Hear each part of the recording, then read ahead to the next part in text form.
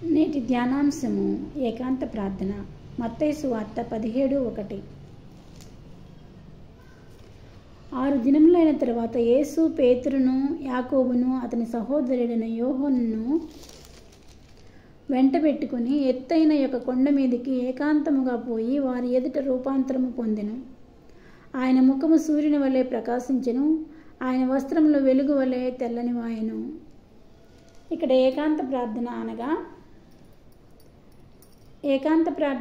ఒంటరిగా ప్రార్థన చేయటం. ఒంటరిగా మనం ఒక్కళ్ళమే ఏకాంతంగా ప్రార్థన చేయటం అనేది దేవుడు యేసయ్య మనకి తాను ముందుగా చేసి మనకి మాదిరిగా ఉన్నారు. ఇక్కడ యేసయ్య మొట్టమొదటిగా 6 దినములైన తర్వాత పేతురును, యాకోబును, అతని సహోదరుడైన యోహానును తీసుకొని ఎత్తైన కొండ మీదకి వెళ్ళి ప్రార్థన చేసుకున్నారు. ఒంటరిగా ప్రార్థన చేసినప్పుడు రూపాంతరం చెందారు. రూపాంతరం చెందడం వలన ఆయన ముఖము వెలిగిపోతుంది.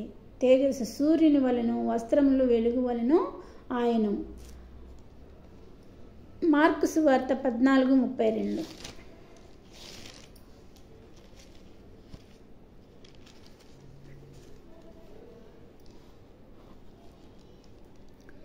వారు గెత్సేమనే అనబడిన చోటునకు వచ్చినప్పుడు ఆయన, నేను ప్రార్థన చేసి వచ్చే వరకు మీరు ఇక్కడ కూర్చుండని తన శిష్యులతో చెప్పి పేతురును, యాకోబును, యోహానును వెంటబెట్టుకుని పోయి మిగుల విభ్రాంతి నొందుటకును చింతాక్రాంతుటకును ఆరంభించెను. అప్పుడు ఆయన, ప్రాణము మరణమగునంతగా దుఃఖములో మునిగి ఉన్నది, మీరిక్కడ ఉండి మెలకువగా ఉండుడని వారితో చెప్పి కొంత దూరం సాగిపోయి నేల మీద పడి సాధ్యమైతే ఆ గడియ తన యొద్ద నుండి తొలగిపోవాలని ప్రార్థించుచు, నాయనా తండ్రి, నీకు సమస్తమును సాధ్యము, ఈ గిన్నె నా యొద్ద నుండి తొలగించుము, ఆయనను నా ఇష్ట ప్రకారము కాదు నీ చిత్త ప్రకారమే కానిమ్ము అనెను. ప్రభువైన యేసు ఎత్తైన కొండ మీదకి తన శిష్యులను తీసుకొని వెళ్ళి, మీరిక్కడ నా ప్రాణము విభ్రాంతి నొందినంతగా బాధపడుతున్నది, మీరు ఇక్కడ ఉండి ప్రార్థన చేయడం మెలకువగా ఉండడి, నేను ప్రార్థన చేస్తానని కొంత దూరం సాగి వెళ్ళి ఒంటరిగా ఆయన ప్రార్థిస్తున్నాడు. నాయనా తండ్రి, నీకు సమస్తమును సాధ్యము, ఈ గిన్నె నీ చిత్తమైతే నా యొద్ద నుండి తొలగించుము. ఏ గిన్నె? సిలువలో మరణించబోవటం, లోకపాపముల కోసం దేవుని గొర్రెపిల్ల సిలువలో మరణించబోతున్నదనేది ప్రభు అయిన యేసుకు ముందుగానే తెలుసు కనుక, తండ్రి నీ చిత్తమైతే ఈ గిన్నె నా యొద్ద నుండి తొలగించు, ఆయనను నీ ఇష్ట ప్రకారమే కానిమ్ము అని చెప్తున్నాడు. తండ్రి చిత్తం నెరవేర్చడానికే ఆయన ఈ లోకంలోకి వచ్చి ఉన్నారు. ఈ తండ్రి చిత్తం నెరవేర్చడానికే ఈ లోకానికి వచ్చిన యేసు ప్రభువు తాను ఒంటరిగా ఏకాంత ప్రార్థన చేయటం అనేది నేర్చుకున్నారు. మనకి నేర్పించడానికి ఇది ఒక మాదిరి అన్నమాట. ఏకాంత ప్రార్థన అనేది ఎంతో గొప్ప ప్రార్థన. దేవునితో మనం మాట్లాడటం. ప్రార్థన అంటే దేవునితో మనం మాట్లాడటం. ఏకాంత ప్రార్థనలో దేవుడు మనతో మాట్లాడతారు. మార్కు సువార్త 1:35.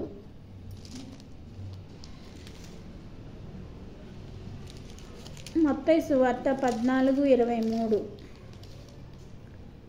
ఆయన జనసమూహమును పంపివేసి ప్రార్థన చేయుటకు ఏకాంతముగా కొండ ఎక్కిపోయి సాయంకాలమైనప్పుడు ఒంటరిగా ఉండెను.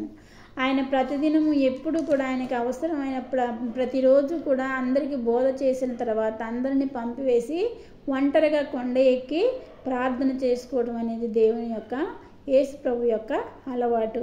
మరి తండ్రి అయిన దేవుడే ఒంటరిగా ప్రార్థన చేసుకుంటే మనం ఈ లోకంలో మనుషులు మనకెంత అవసరం ఒంటరిగా ప్రార్థన చేయడం అనేది. ఒంటరిగా మన గదిలో ప్రార్థన చేసుకుంటే దేవుడు మన ప్రార్థన ఆలకిస్తాడు. మన శ్రమలకి, మన కష్టాలకి న్యాయం చేస్తారు, దేవుడు తీరుస్తారు. కాబట్టి సాయంకాలం అయినప్పుడు ఒంటరిగా ఉండెను. ఒంటరిగా ఆయన ప్రార్థన చేయటం అనేది ఆయనకి అలవాటుగా ఉంది. తర్వాత మత్తయి సువార్త 14:23. మార్కు సువార్త 1:35.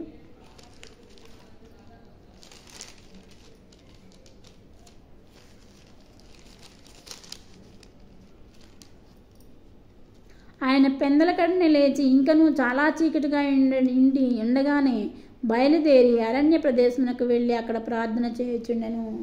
ఆయన చాలా పెందలకడ లేచి అరణ్య మార్గంలో ఒంటరిగా ప్రార్థన చేస్తున్నారు.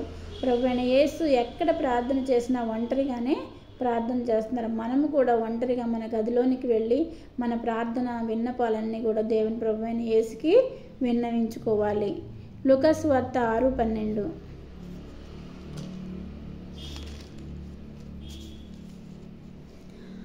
ఆ దినముల యందు ఆయన ప్రార్థన చేయుటకు కొండకు వెళ్ళి దేవుని ప్రార్థించుట యందు రాత్రి గడిపెను. రాత్రంతా ప్రార్థనలోనే గడిపారంట యేసయ్య. పగలంతా బోధ చేయటము, రాత్రంతా ప్రార్థన చేయటము ఈయన యొక్క పని. యేసయ్య పని ఏంటి? రాత్రంతా ప్రార్థన చేయటము, పగలంతా బోధ చేయటము మనుషులకి. ఇది దేవుని యొక్క పని. మనం కూడా మరి రాత్రంతా చేయలేకపోయినా కనీసం మనకి 24 గంటల్లో ప్రథమ ఫలమైన 2.5 గంటలైనా సరే మనం దేవునికి ప్రార్థన చేసుకోవలసిన వారమై ఉన్నాము. దేవునికి సమయం సమర్పించవలసిన వారమై ఉన్నాము. అది వాక్యం చదవడానికి కానీ ప్రార్థన చేయడానికి కానీ మన సమయంలో 10వ భాగం మనం దేవునికి సమర్పించాలి. యోహాను సువార్త 18:1.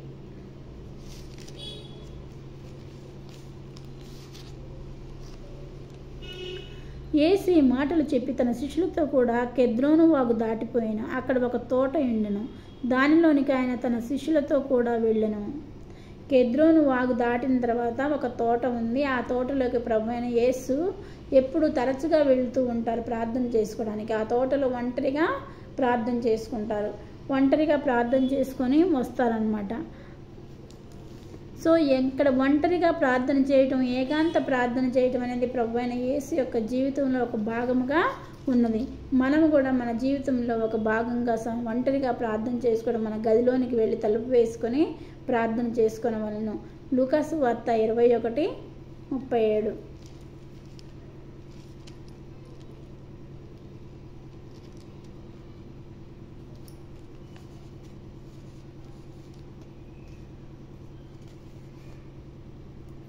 ఆయన ప్రతిదినము పగటియందు దేవాలయంలో బోధించుచు రాత్రి వేళ ఒలీవల కొండకు వెళ్ళుచు కాలం గడుపుచుండెను.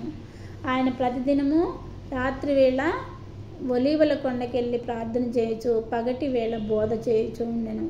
యేసు ప్రభు పగటి వేళ బోధ చేయొచ్చు ఉండేవాడు. రాత్రిపూట ఒలీవల కొండకి వెళ్ళి ప్రతిరోజు ఏకాంత ప్రార్థన చేయటం అనేది యేసు ప్రభు యొక్క కార్యక్రమంలో ఒకటి. అలా చేయటం వలన మరి ఈ లోకంలో ఉన్న మానవాళి అందరి కొరకు తన ప్రాణాన్ని దేవునికి అర్పించగలిగాడు, శిలువ మీద సమర్పించగలిగారు. అంత ఏకాంత ప్రార్థన చేయటం వలన ఆయన బలాన్ని పొందుకున్నారు. ప్రభువైన దేవుని యేసు ప్రభుతో మాట్లాడేవారు. తన రక్తము చెమట రక్తముగా మారినంతగా ఆయన ప్రార్థన చేసేవాళ్ళు యేసు ప్రభు. సో ఇక్కడ మనము కూడా ఏకాంత ప్రార్థనలో ప్రార్థన చేసుకొని అనేకమైన విషయాల్లో మనము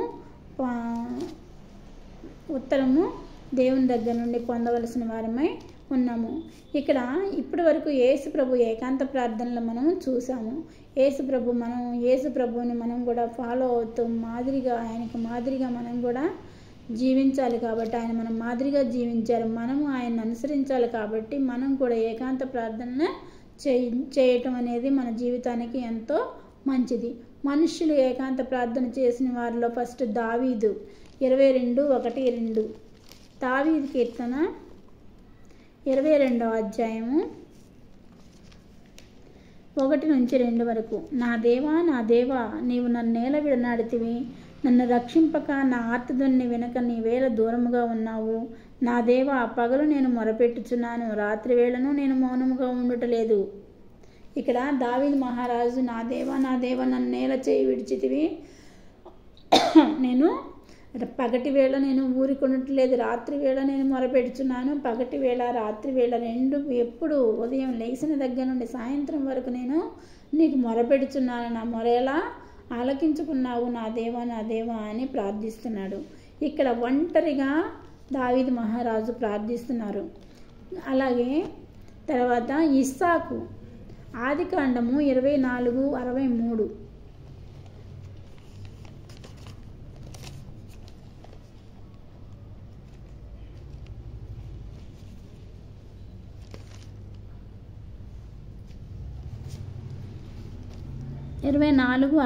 వచనం చూడండమ్మా.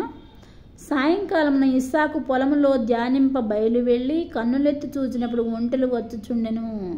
సాయంకాలం ఇస్సాకు పొలంలోకి వెళ్ళి ప్రార్థించుకోవాలని వెళ్ళాడు. ధ్యానించుటకు బయలు వెళ్ళాను అంటే ఇస్సాకు ప్రతిరోజు సాయంకాలం ధ్యానించడానికి ఎక్కడికి వెళ్తాడు? పొలంలోనికి వెళ్తాడు. అలాగే ఆ రోజు కూడా పొలంలోనికి వెళ్ళాడు. ఒంటరిగా ప్రతిరోజు ఆయన ఇస్సాకు ధ్యానించుకుంటాడు. ఇక్కడ ఏం కనిపించినాయి? ఒంటెలు కనిపించినాయి అంట ఆయనకి. సో ఎవరైతే ఒంటరిగా ప్రార్థన చేసుకుంటారో వాళ్ళకి దేవుడు గొప్ప విజయాన్ని ఇస్తాడు. ఇక్కడ ఒంటెలు కనిపించినాయి. ఎలియాజరు తన భార్య అయిన రెబ్కాని తీసుకొని వస్తున్నాడు. ఎదుర్కొని పొలంలో నడుచుచున్నా కాబట్టి ఇక్కడ ఒంటరిగా ప్రార్థన చేయడం వలన జీవితంలో ఆయనకి ఒక మంచి గొప్ప మేలు అనేది దేవుడు చేసి ఉన్నారు. తర్వాత యాకోబు ఆదికాండము 32, 24, 28. యాకోబు ఒక్కడు మిగిలిపోయాడు. అందరినీ ముందు పంపించాడు యాకోబు. ఒక నరుడు తెల్లవారు వరకు అతనితో పెనుగలాడెను. యాకోబు ఒక్కడే దేవుని కోసం ప్రార్థిస్తున్నాడు. ప్రార్థిస్తున్న సమయంలో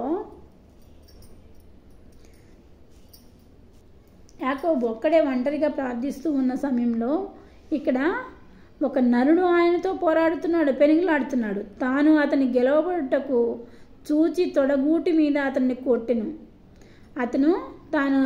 అతని గెలవకుండుట చూచి తొడగూటి మీద అతన్ని కొట్టెను. అప్పుడు అతడు ఆయనతో పెనుగులాడటం వలన యాకోబు తొడగూడు వసిలెను. రాత్రంతా పోరాడాడు ఆ వ్యక్తితోటి. ఎవరు ఆ వ్యక్తి? తండ్రి అయిన దేవుడు, యెహోవా దేవునితో పోరాడుతున్నాడు యాకోబు. రాత్రంతా ప్రార్థన చేస్తుంటే అతనితో ఒక మనుషుడు పెనుగులాడుతున్నాడు. ఎందుకు పెనుగులాడుతున్నాడు? ఆ పెనుగులాటలో ఆయన ఏమని అడుగుతున్నాడంటే, ఆయన తెల్లవారుచున్నది కనుక నన్ను పోనిమ్మని అతడు, నీవు నన్ను ఆశీర్వదించితే కానీ నిన్ను పోనీయను, నన్ను పోనీయి తెల్లవారుచున్నది అని దేవుడే అడుగుతున్నాడు. నన్ను వదిలిపెట్టు యాకోబు అని చెప్పి అడుగుతుంటే, నేను నిన్ను వదలను, నువ్వు నన్ను దీవించే వరకు, ఆశీర్వదించే వరకు నేను నిన్ను విడువను అంటున్నాడు. మనం కూడా